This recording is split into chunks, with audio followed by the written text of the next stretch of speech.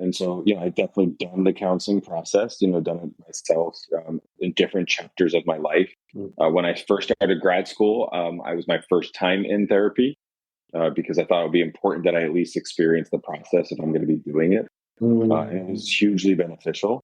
And then other sort of chapters in my life during significant stress or other. Awekenge, this is Mental Matters, hosted by Asekho Toto.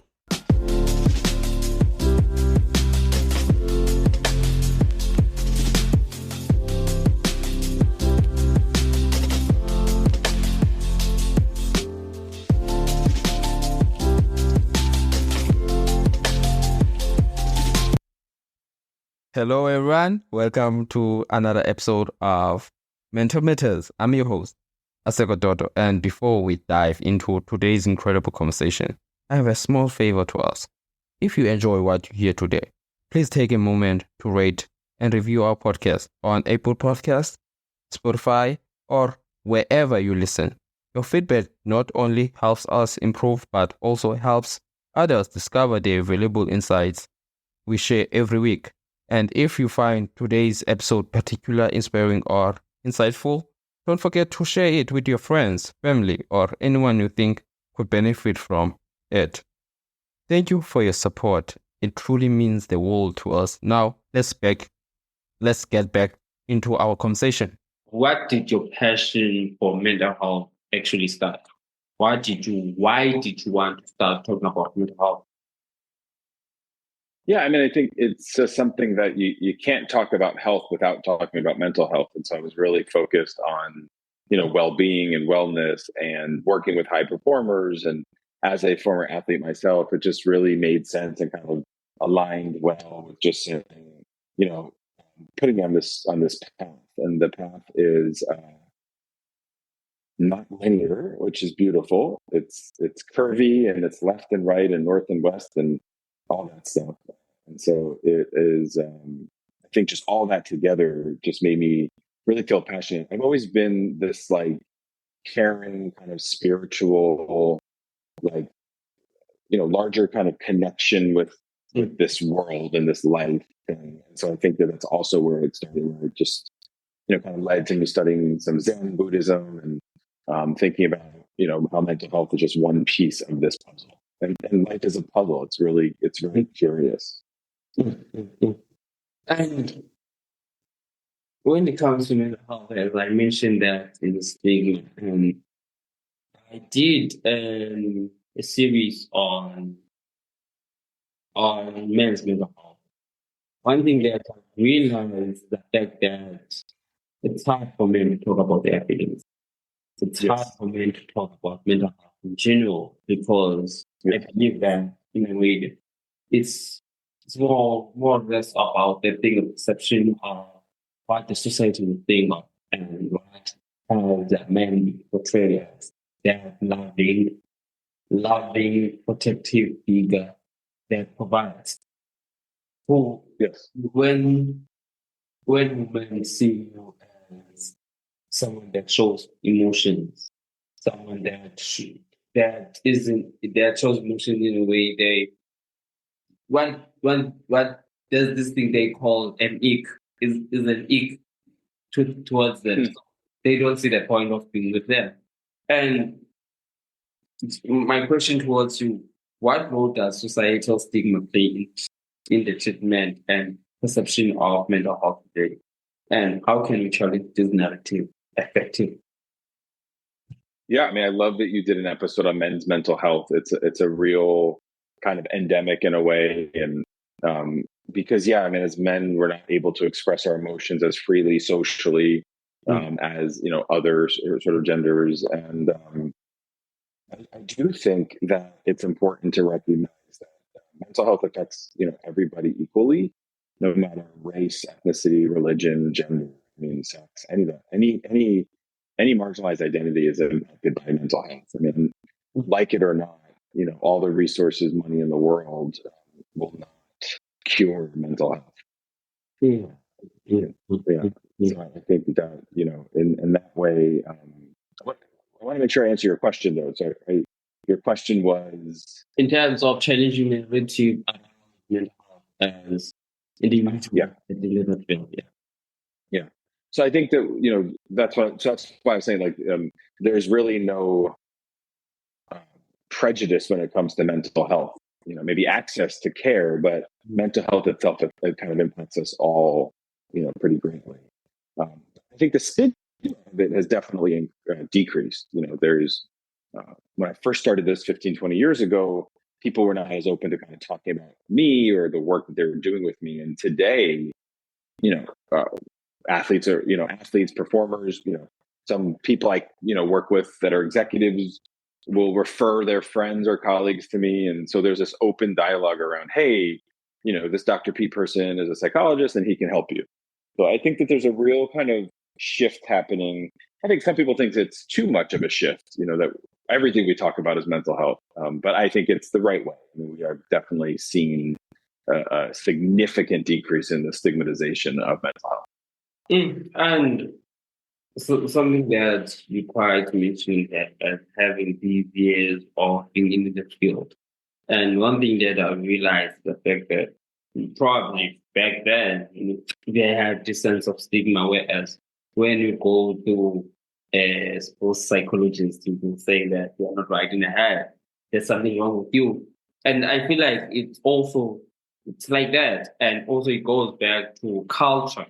What it really means. Yes. Yeah, culture really plays a huge role in that because we are told to believe certain things that, okay, we talking about your feelings on public, it's not a necessity because you are less than a man.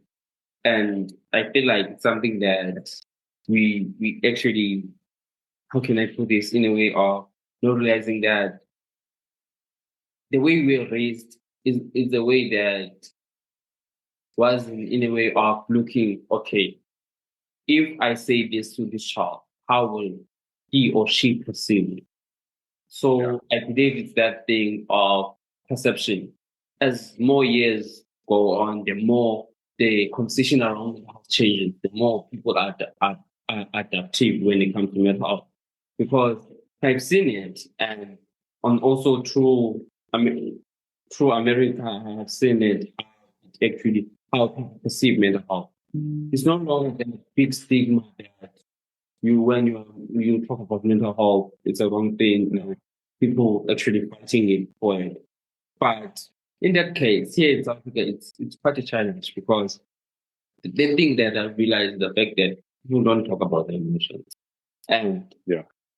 at some point, on my observation, when I compare women and men when it comes to mental health, two different things. Because women are just open to talk about their mental health issues. For example, one of the popular things is anxiety, and they are not afraid to talk about it. But when it comes to men's mental health, it's quite hard because, in a way, sometimes we cannot no longer actually hold the pain that we have. And this this thing takes me back. This conversation takes me back to something recent that happened, whereas this guy that I knew committed suicide, but I don't know what was the initial problem with that. And the issue with that, it goes back to the conversation that we're having, or actually talking about mental health in terms of teaching about mental health. What ways can we actually, what what are effective ways in terms of advocating for mental health and able to actually teach people that it's okay to talk about emotions. It's okay to be open about the mental health thing. Yeah. Yeah. I think, like you said, I mean, I'm sorry that, you experienced that loss. I mean, suicide is one of the most mysterious things. We have no data, I mean, um, we look retroactively and posthumously, we try and look at signs and symptoms that maybe led to that decision, but we never really know. But you mentioned culture, and culture is a big piece of this. And so over here in the West, in the US, we talk about multicultural competence. And so, thinking about and understanding the science and how culture plays into this. So you've talked about gender, male and female, or other genders. But there's also lots of other factors that contribute to mental health, related to culture, and that's things like religion, race, ethnicity, socioeconomic class. These are all things, ability, disability. And so all of these things kind of contribute to mental health, some in positive ways, not to say it's all negative, but, certainly there are, pros and cons to each group that I've mentioned that would be significantly affected by mental health. Mm. And another thing that speaks still in position of mental health in general, this thing called, in terms of one thing that there's this actual tools that keep on popping when it comes to conversations around disability, which are accessibility and Yes. equity. But I just want to inclusivity, so accessibility and inclusion. Yeah. But I want to focus on accessibility.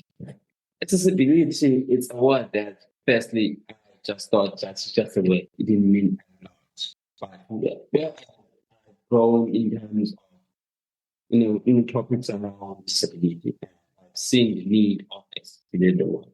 But I want to talk about it in the context of mental health. Therapy is quite expensive. Yes. One of the expensive things out there, and people having ways of coping, of actually having to deal with their emotions, which takes them to addiction. Cool. Yeah. Addictions are actually something bad. Someone that does these drugs, does alcohol, does pornography, does all of these things, don't actually comprehend how much it really affects their close people from them. For example, when they detox, when it comes to actually let me make an example of drugs, because it becomes a very painful thing.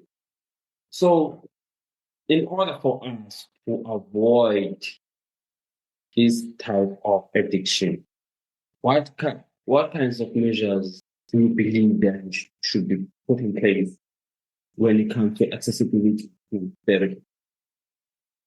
Yeah, it's a great question. So accessibility is certainly an important aspect. I think I heard you say that it's one of the most expensive things. I think, shoes and clothes and TVs and a dinner out are also expensive, and we can usually justify those expenses. So I think it's really important to recognize that wellness and well-being it's a commitment, it's an investment. It's an investment of time. It's an investment of organization, and certainly financially. I'm not downplaying that. It is a financial investment, but I think that there are many affordable ways to do it. And a lot of people I see, my job is to not have a job, and so I really work on not having to see people. When you do cognitive and behavioral therapy, the focus is on symptom management, diagnosis, and discharge. You're really working on a treatment plan to manage whatever someone's going through, work on that, and then end. And so it when done in that kind of way, it's a definite period of time. So it's not like this arbitrary sort of like, I don't know how long I'm in therapy for. I mean, it's very open and transparent and communicative. So I think that these are all like really important things. So, addiction is one way that people might manage their mental health, but there's lots of things that people might do that are less healthy. And so as a cognitive behavioral therapist, we identify the healthy and unhealthy ways that people manage their mental health. And we create a plan so that it can be as comprehensive as possible to get someone to wherever it is that they want to go and to get them as healthy as possible. So, accessibility is an issue for sure. I mean, I mentioned it a bunch of times already today. It's really hard to find. I was talking to my clinical director today, and we're trying to find like a good anger management person for somebody that's that's affordable and all these other things. It's really hard to find specialists that are affordable. But we'll do the work, and that's what a good provider will do for their clients, is to kind of do some of the research, help them find the best thing that they can. The thing is that sometimes, as much as we think that mental health comes from things experienced in the way of small things, for example, how can I make an example? Having a heartbreak and in terms of health. But in a way, I just had a conversation with a girl before I had this one, where she spoke about grief and something that we don't really have grief. We think grief, it's anger. And Sure. spoke about anger. And Yeah. it's quite something that we don't realize. And sometimes I think I don't remember where I saw it, but it was this thing that men instead of showing tears or showing that emotional part, the feeling that they run to it's anger. Yes. It's something that I feel like it's something fascinating in a way, and one thing that I realized, it's hard to convince men to talk about mental health. It's hard to convince men to actually take a listen to this. And probably there are those few people that actually want to work on themselves of saying that, no, I'm tired of being this way and let me try for a change. It's something that is different. But there's another thing that I quite find, because we're speaking about this conversation around men in terms of not wanting therapy, but most of my listeners on this podcast are men. Yeah. It's quite it's a fascinating thing, because I remember when I started it back in 2020, and in 2021, most of my listeners were women. But the thing now has changed. It's men. I feel like there is a change there, but they are open in terms of listening, but they are open of talking about. Yeah. There's a shift, and so it's a really interesting observation that you make. But a shift is happening, and shifts are good, and change is good. Some to some people, change is as much as it's hard, but it's good for them. Yeah, and it goes back to Dr. Gabor Mate, where he had a conversation with this guy. I keep on forgetting his name. He's a podcaster also, where he spoke about uncomfortable pain and comfortable pain, whereas people have this tendency of actually enjoying that comfortable pain more than their uncomfortable pain. Because, as I've said there, change is beautiful, and sometimes change can be difficult. So you talk about avoidance there, really. So comfortable and uncomfortable. Many of us avoid the uncomfortable, and so that's usually what change represents. Definitely something that I feel like as individuals we need to take a look at. And another thing that I just wanted to dive into is in terms of advancements in general mental health. There's this big shift in our world when it comes to AI in terms of that. Something that I feel like is not considered when it comes to that is mental health. Because they will always need that I would say human factor. Because humans have, I would say, that emotions, and some understand where they come from in a way. Yeah. So what are your takes in that in terms of the development of new AIs, the revolution, the fourth direction? So what's good in that in terms of mental health? I'm sure and I'm hoping that you have much smarter guests on than me to talk about artificial intelligence, because it's certainly not an area of mine. I think it's beautiful. I think it's change. I think that's why it feels uncomfortable, because the world is changing again. I know a life without computers, or you were very rich if you had a computer. we're not that old. I mean, I'm old, but not that old. So AI is just another new thing, and I think that that's got to be okay. I mean, it's just what it is. Actually, I hear you, and also me. I'm not an expert when it comes to AI, but at the same time, it goes back to a conversation that I had with Dr. Thompson, where we spoke about mineral in terms of nutrition, and people and doctors actually focus on the science, on the science side instead of the human side.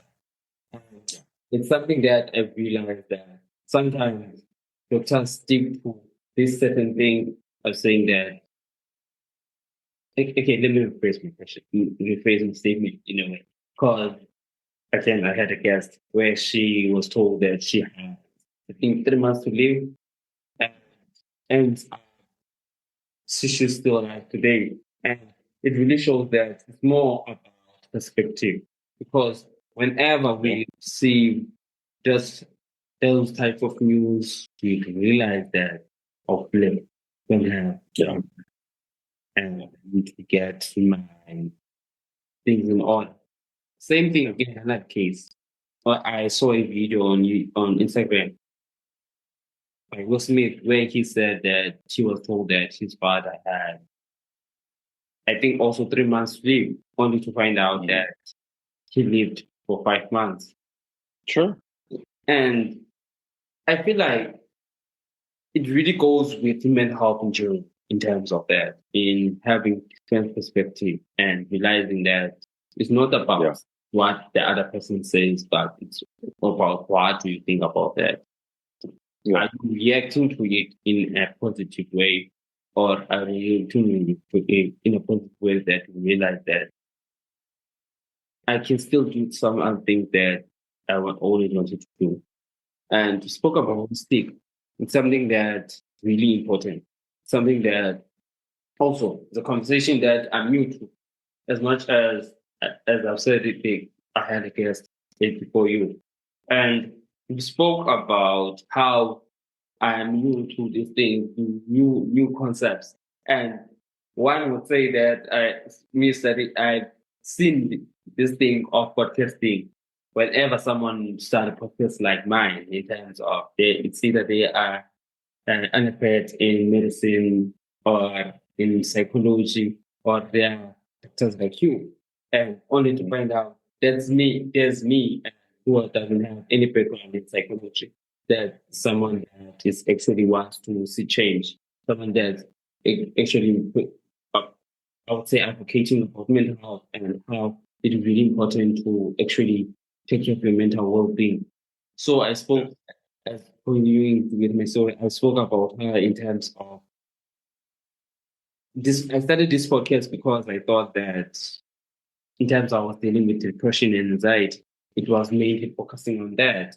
But only to find out that as years went, I started to pick up things that actually, not only me that I saw that they are problems, but also people around me and in general around the world, in terms of people are talking about childhood trauma, people are talking about these things, and realize that, okay, I should actually be broader instead of being in this section that I'm in. Yeah, I understand depression and anxiety are big things. People suffer from them, but what about childhood trauma? What about those conversations? And what can I actually offer people that they will be willing to listen? Speaking about childhood trauma, it's something that actually really affects people in a life scale.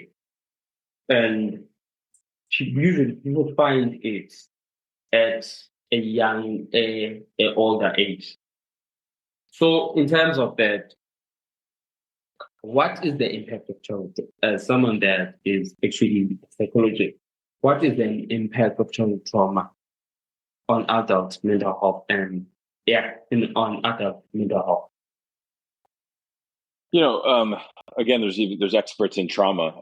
So trauma is not just mental health. It really is a global kind of experience. In the West, we have a thing called ACEs, which is the Adverse Childhood Experience Survey. And so there's some research that shows like higher scores kind of lead to other outcomes or behavioral based outcomes.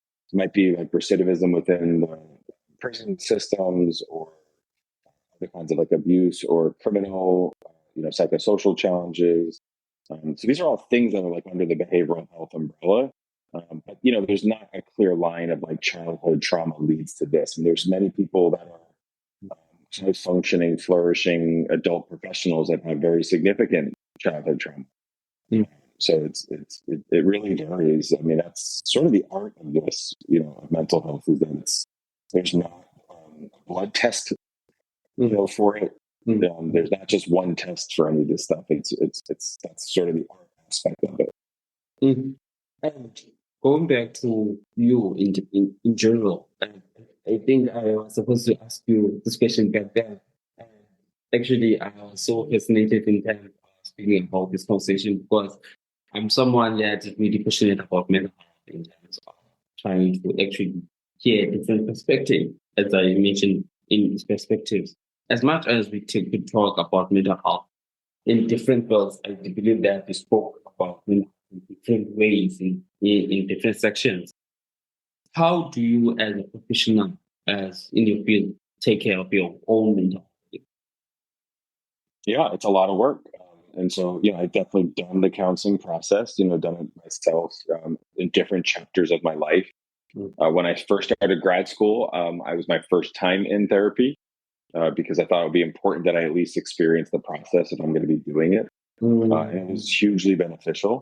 And then other sort of chapters in my life during significant stress or other sort of events, I returned to it, or for different types of counseling.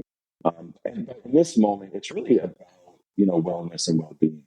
So I've got a very comprehensive plan that includes exercise and the right diet and hydration and sleep hygiene and prayer and meditation. And financial kind of focus and budgeting, and all this really like integrative, comprehensive plan that takes a lot. It's a lot of sacrifice and a lot of commitment, but the outcome far outweighs any cost. And so I'm really blessed to be able to be on this journey in this life. In terms, I also believe, actually, in my own instant, I've tried. I have something that with culture, something that is quite important. With culture, I was never taught that I should be able to. I was supposed to go to therapy. I was supposed to do this and this and this, and it has been difficult. And as I mentioned, there is this stigma around when it comes to men. It's quite a difficult conversation. And so I would say I still have that mentality, but I feel like I don't have that comfortability of going to therapy and saying that it's not my problem, it's fine. I believe that in order for you to be able to go to therapy, it must be someone that actually understands where I come from. Yeah, for sure. In a way that they will understand that what I mean.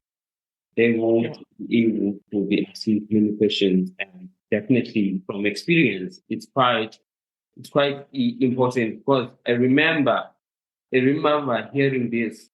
I thought I was the only one. I remember hearing this from Terry P. Hansen, where she founded the foundation when it comes to mental health, assisting people of color with in terms of mental health, speaking about the thing that we spoke about, accessibility, and helping them be able to find therapy in easier ways, because there are some traumas